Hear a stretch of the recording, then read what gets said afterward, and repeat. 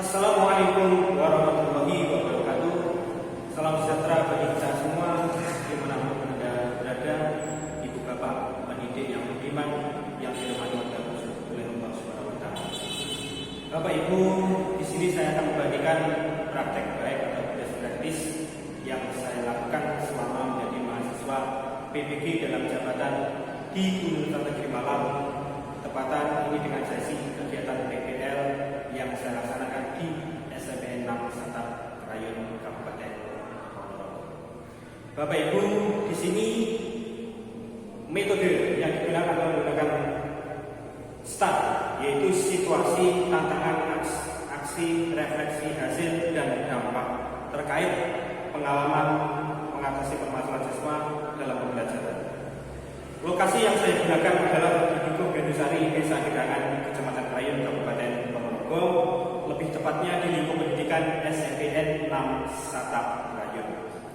Tujuan yang ingin saya capai adalah meningkatkan motivasi belajar IPS siswa kelas 7 dengan menggunakan model pembelajaran Problem Based Learning atau PBL. Penulis Lilis Nur Arifin, saya lakukan pada tanggal 2 Desember 2022. Yang pertama, kondisi atau situasi. Kondisi yang menjadi latar belakang masalah mengapa praktek ini penting untuk dibagikan kepada ibu bapak semua. Apa yang menjadi peran dan tanggung jawab Anda dalam praktek ini? Yang pertama, yang melatar belakangi praktek ini mengapa perlu saya bagikan. Satu, karena guru lebih dominan dalam mengajar, yakni guru masih sebagai pusat dari pembelajaran itu sendiri, bukan siswa biasanya diterapkan di kelas.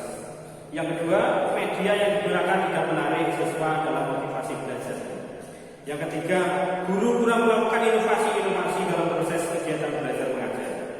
Guru tidak menggunakan metode yang inovatif. Yang kelima, kurangnya kedekatan guru dan siswa sehingga siswa tidak menyukai pelajaran tersebut. Terutama dalam hal ini yang saya lakukan di kelas adalah mengajar pelajaran ilmu pengetahuan sosial. Yang keenam, siswa malamnya terlalu banyak begadang karena melakukan kegiatan-kegiatan di luar sekolah, yakni seperti aktivitas latihan pencaksilat yang terlalu larut malam, kemudian bermain game online yang sampai larut malam, sehingga ini akan memudahkan motivasi siswa dalam pembelajaran di kelas. Dari beberapa poin di atas dapat diambil sebuah kesimpulan bahwa selama proses pembelajaran guru tidak melibatkan siswa dalam kegiatan pembelajaran. Selain dari sisi guru, dari sisi siswa sendiri, siswa kurang berminat dan kurang motivasi dalam belajarnya, sehingga siswa kelihatan loyo, lesu karena motivasinya sangat rendah. Dalam praktek pembelajaran ini menurut saya penting untuk dibagikan, karena saya kira banyak rekan-rekan guru yang mengalami permasalahan yang sama dengan yang saya alami. Sehingga praktek ini diharapkan selain bisa memotivasi diri saya sendiri, juga diharapkan bisa menjadi referensi atau inspirasi bagi rekan-rekan guru yang lain dimanapun Bapak berada. Saya yang berperan sebagai guru mempunyai tanggung jawab yang sangat besar untuk melakukan proses pembelajaran ini secara efektif dengan menggunakan metode, media, dan model pembelajaran yang tepat, inovatif, sehingga dapat meningkatkan minat belajar siswa dan tujuan pembelajaran tercapai, hasil belajar yang dicapai pun maksimal sesuai kriteria yang diharapkan oleh sistem pendidikan yang ada di Indonesia tentunya. Tantangan apa saja yang dihadapi? Yang dihadapi dari hal ini dalam kajian analisis dan kajian wawancara dan literatur penyebab dari minat belajar siswa rendah antara lain: satu, model pembelajaran yang digunakan guru kurang menarik, masih monoton dan hanya itu saja yang dilakukan. Dua, guru masih sering menggunakan metode ceramah yang tentunya metode ini sudah lapuk, seharusnya sudah tidak digunakan lagi, karena metode yang terbaru adalah berpusat pada siswa atau student center. Yang ketiga, kurangnya motivasi dari guru itu sendiri. Guru kurang memotivasi siswanya atau strateginya, sehingga guru hanya masuk kelas, kemudian mengajar, memberi tugas, selesai istirahat, masuk kelas lagi, pulang. Nah, seperti itu. Yang kurang variatif. Minimnya media pembelajaran yang digunakan ibu bapak guru. Dari penyebab di atas, tantangan yang dihadapi oleh guru adalah satu, pemilihan model pembelajaran yang sesuai dengan materi pelajaran dari karakteristik siswa. Yang dua, penggunaan metode pembelajaran yang variatif sehingga siswa merasa tertarik dan antusias dalam mengikuti pembelajaran yang ada di kelas. Tiga, guru harus bisa meningkatkan motivasi siswa dalam proses belajar mengajar. Ibu bapak yang budiman yang dirahmati Allah Subhanahu wa taala, dilihat dari ketiga tantangan tersebut bisa disimpulkan bahwa tantangan yang dihadapi melibatkan guru dari sisi kompetensi yang harus dimiliki guru, yaitu kompetensi pedagogik dan kompetensi profesional. Sedangkan dari sisi siswa adalah rendahnya minat dan motivasi dalam belajar, siswa ini harus lebih ditingkatkan lagi. Ibu bapak yang budiman yang kedua, langkah-langkah apa yang dilakukan untuk menghadapi tantangan tersebut? Strategi apa yang digunakan? Bagaimana prosesnya? Siapa saja yang terlibat? Apa saja sumber daya yang diperlukan untuk melaksanakan strategi ini?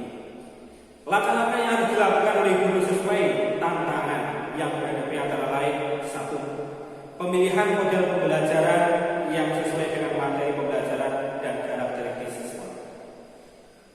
Ini meliputi yang A, strategi yang digunakan guru dalam pemilihan model pembelajaran yang tepat dan sesuai dengan materi dan karakteristik siswa adalah model pembelajaran problem based learning atau PBL.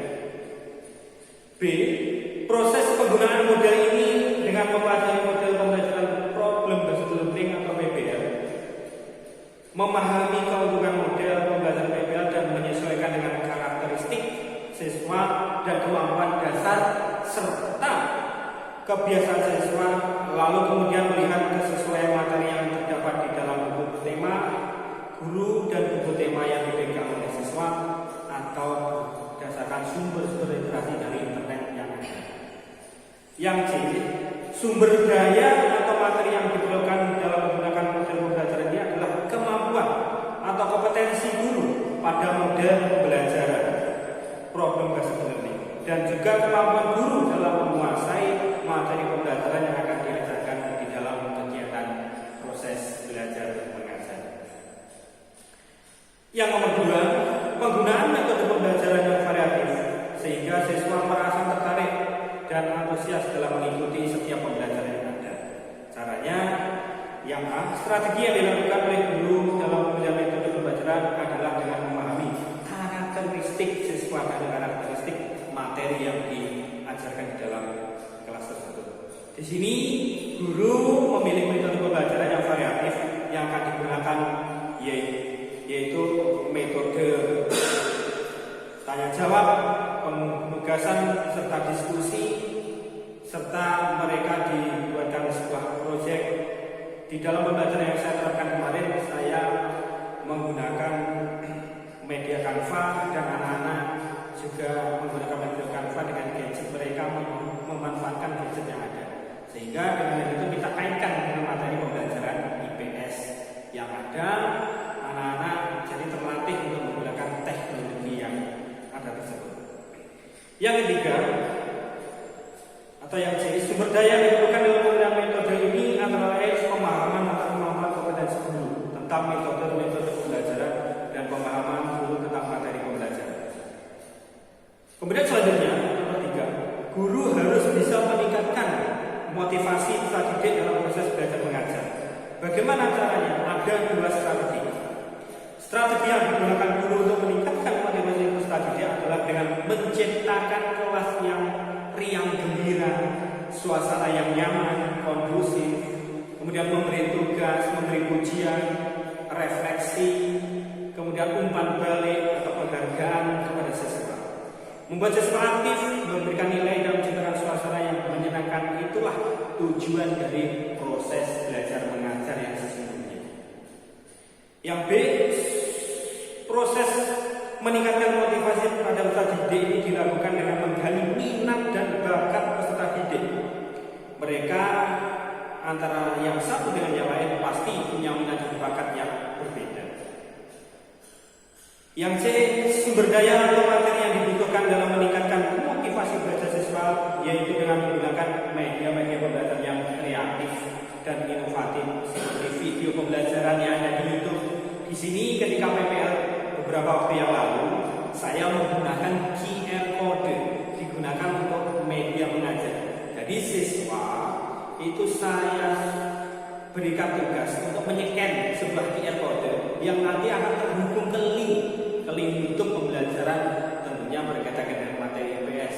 Kebetulan pada waktu itu saya menggunakan materi interaksi sosial. Jadi siswa tinggal menggunakan gadgetnya untuk menyekan barcode tersebut, kemudian langsung meluncur ke akun YouTube media pembelajaran tersebut. Jadi tentunya harus dengan WiFi yang memadai.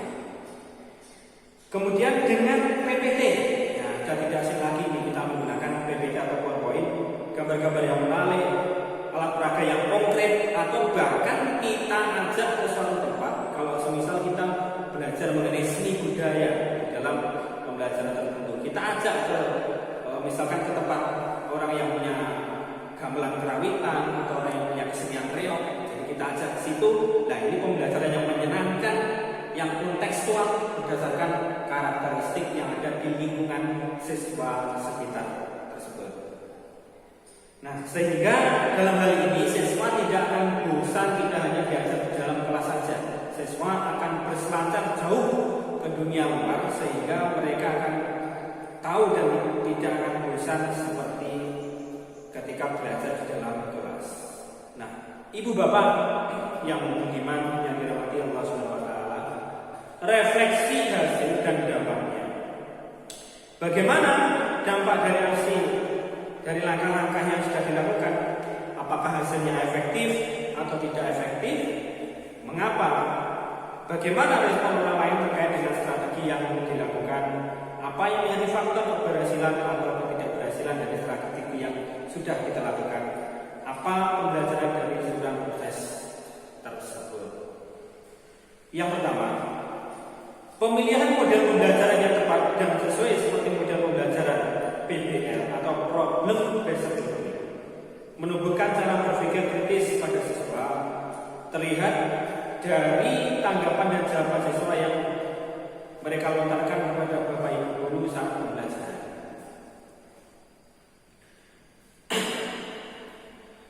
Yang kedua, penggunaan metode yang variatif sangat efektif untuk meningkatkan keaktifan siswa terlihat dari kegiatan siswa saat proses pembelajaran tersebut. Yang ketiga, rancangan kegiatan yang berpusat pada siswa sangat efektif untuk meningkatkan keaktifan siswa saat proses belajar mengajar, sehingga siswa termotivasi untuk mengikuti pembelajaran yang ada di dalam kelas. Yang keempat, memberikan media yang menarik sesuai keadaan siswa yang tentunya kontekstual sesuai kondisi lingkungan yang di lingkup sekolah siswa tersebut. Nah, bagaimana responnya? Respon siswa terhadap kegiatan belajar ini adalah sangat senang. Bisa dilihat saat kegiatan refleksi akhir pembelajaran, siswa memberikan umpan balik, memberikan refleksi, kesimpulan, menyimpulkan poin-poin yang penting dalam pembelajaran tersebut, sehingga sangat menarik untuk dipahami dan mudah untuk dipahami, sehingga siswa yang belum termotivasi akan termotivasi. Faktor keberhasilannya pada kegiatan ini adalah ditentukan oleh penguasaan guru terhadap media pembelajaran, metode pembelajaran dan metode pembelajaran yang digunakan, serta langkah-langkah pada rencana pelaksanaan pembelajaran atau RPP yang sudah dibuat. Di sini saya kebetulan menggunakan RPP yang model 1 lembar. Bapak Ibu yang dirahmati Allah, pembelajaran yang bisa diambil dari proses dan kegiatan yang sudah saya lakukan adalah seharusnya guru lebih kreatif dan inovatif dalam memilih metode, model, media pembelajaran untuk membuat proses belajar mengajar sesuai dengan yang diharapkan dan kriteria yang akan dicapai. Bapak Ibu, Ibu Bapak dimanapun berada yang dirahmati Allah Subhanahu wa taala, dari hal tersebut mungkin itu yang bisa saya sampaikan. Terima kasih. Mohon maaf bila ada kekurangan. Kalau ada kekurangan datangnya dari saya pribadi, kalau ada kekurangan dari Tuhan yang Maha Kuasa.